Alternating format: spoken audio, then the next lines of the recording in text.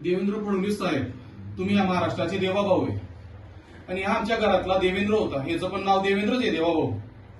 तुम्ही ज्या पालकमंत्र्यांना धुळे जिल्ह्याचे पालकमंत्री केले त्यांनी अद्यापही कुठलीही भेट किंवा सात्वनासाठी एक फोनही केला नाही साहेब.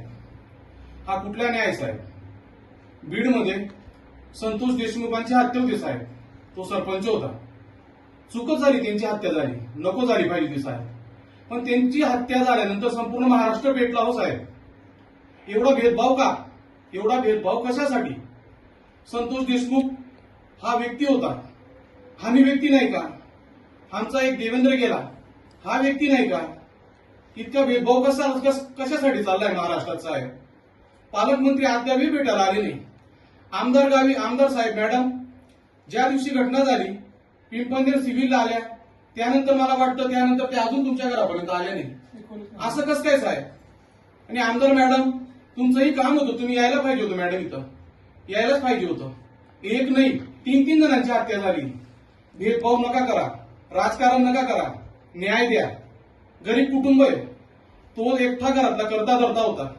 जर तुम्ही त्यांचा विचार करणार नाही तर भविष्यात लोक तुमच्यावर कधीच विश्वास ठेवणार नाही. तुम्हाला कोणत्या गोष्टीचा गर्व आहे फडणवीस साहेब, की लोक तुम्हाला काही झालं तरी निवडून देतील याचा गर्व आहे का? या रूलमध्ये तुम्ही राहू नका. तुम्ही जिथं खरंच अन्याय झालाय तिथं तुम्ही वेळ द्या साहेब. आज हा पूर्ण परिवार उद्ध्वस्त झालाय साहेब. अशा अनेक घटना पाहिल्या आम्ही की जिथं एखाद्या मोठ्या कास्टमध्ये काही घटना झाली असेल तर तिथं पूर्ण महाराष्ट्र, अभिनेता, नेता सर्व लोक जातात. आज 3-3 लोकांची हत्या झाल्यानंतर इथं कोणी अद्याप भटकायला आलं नाही किंवा फिरायला आले नाही साहेब.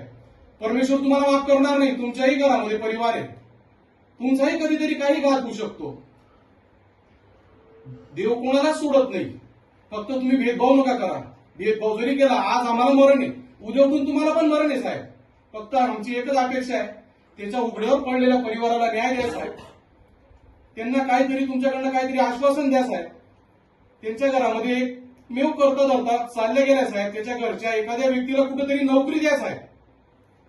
कोणतीही नोकरी द्या. तुम्ही स्वच्छतेमध्ये का लावत नाही साहेब? त्यांचा परिवार पोषित तिथं 5-10 हजाराच्या पगार का लावत नाही साहेब? तुम्ही त्याच्या परिवाराला न्याय द्या ही विनंती करतो. खास करून जयकुमार भाऊ रावल, तुमचे हात जोडतो. तुम्ही या इथं, या परिवाराकडे बघा. या उघड्यावर पडलेल्या परिवाराला तुम्ही काहीतरी संरक्षण द्या, काहीतरी न्याय द्या, एवढीच अपेक्षा करतो साहेब.